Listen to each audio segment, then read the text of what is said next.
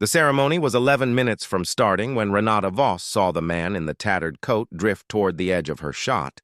And without breaking stride, she crossed the lawn and told him, in the clipped voice she reserved for anything threatening a client's perfect afternoon, that he needed to leave immediately. Renata was 36, the owner of a boutique wedding photography studio whose wait list stretched 8 months and whose name appeared, with some regularity, in the kind of bridal magazines that charged 5 figures for a feature. She had built her reputation on precision. Every shot composed, every guest accounted for, every unplanned element removed before it could intrude on the frame. The estate wedding she was shooting that afternoon, for a couple whose families owned half of the local vineyard country, was exactly the kind of event that could make or end a studio's next 2 years of bookings. She did not have room for a stranger wandering the property in a coat held together with safety pins. "Sir, this is a private event," Renata said, already turning back toward the ceremony arch. "You'll need to leave the grounds." The man did not argue. He simply nodded, the way people nod who have absorbed this exact sentence more times than they can count, and began walking toward the tree line at the edge of the property.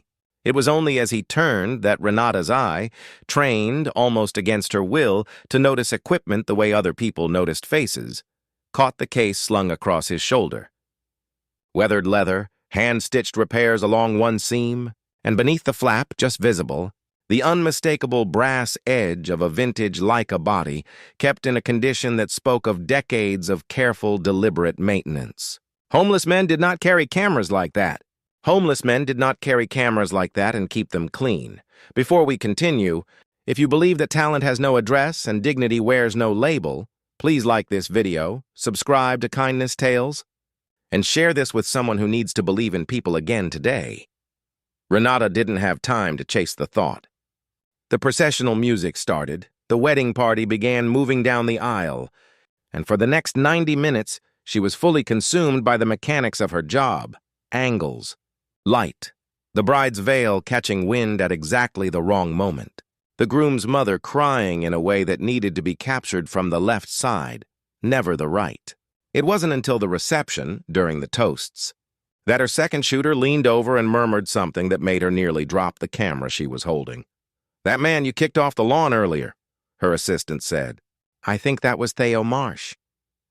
Renata had studied Theo Marsh's work in her very first photography course, 15 years earlier, long before she owned a studio or a wait list or a name anyone recognized.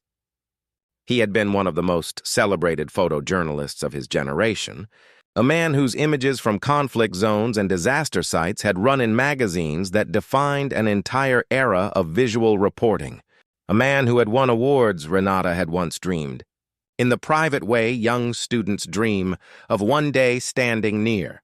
He had vanished from public work almost a decade ago, and the industry rumor, never confirmed, always spoken quietly, was that a car accident had taken his wife and young daughter, and that Theo Marsh had simply stopped showing up anywhere afterward. His career and his life dissolving into the same silence at the same time. Renata stood at the edge of the reception tent, toast glasses clinking somewhere behind her, and felt something cold settle in her stomach at the memory of her own voice telling that man, without a second glance, that he needed to leave immediately. She found him an hour later, not far from where she'd sent him, sitting on a low stone wall at the property's edge, the Leica still slung across his shoulder, watching the string lights come on across the reception lawn with an expression that held no bitterness, only a kind of quiet, practiced distance. "Mr. Marsh," Renata said, and watched him go very still at the sound of his own name. "I'm sorry. I didn't recognize you earlier. I should have. I studied your work before I ever picked up a camera professionally. Most people don't recognize me anymore," Theo said. "I've found that's easier than the alternative. Why were you here today?" He was quiet for a moment, turning the question over. "I used to shoot weddings between assignments years ago before the conflict work took over completely.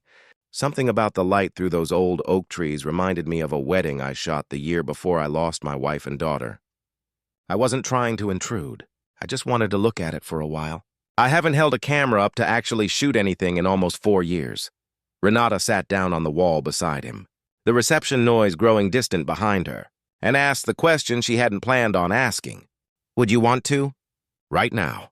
There's a whole reception happening, and I would genuinely value a second perspective from someone who shot better work than I'll probably ever produce."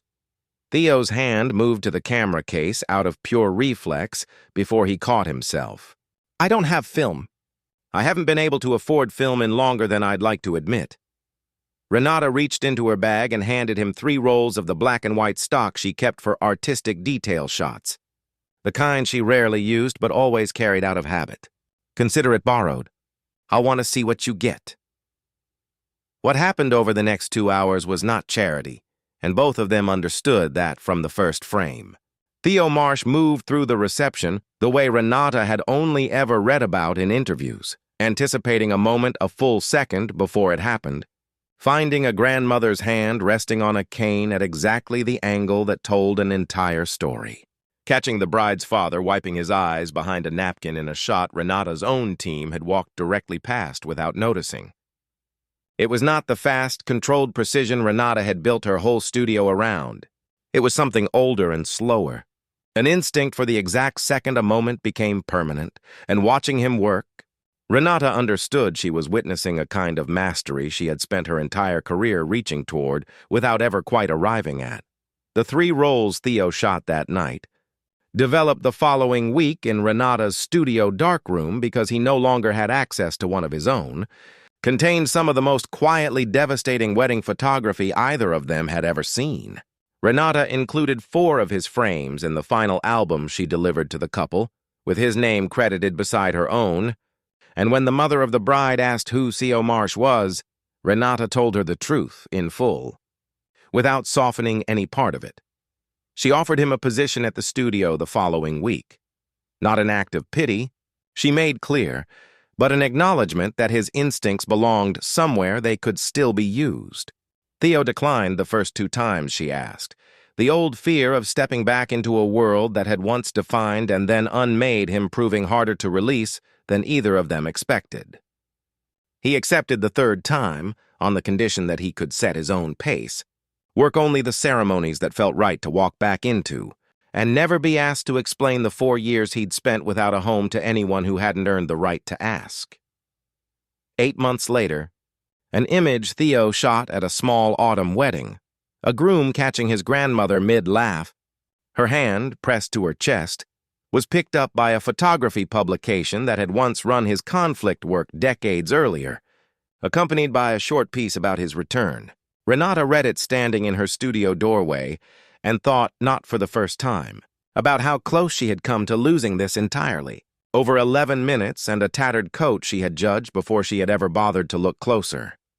If this story moved you, please like this video, leave a comment, and share it with someone who needs to hear it today. Subscribe to Kindness Tales for more stories of courage, grace, and the small human moments that change everything.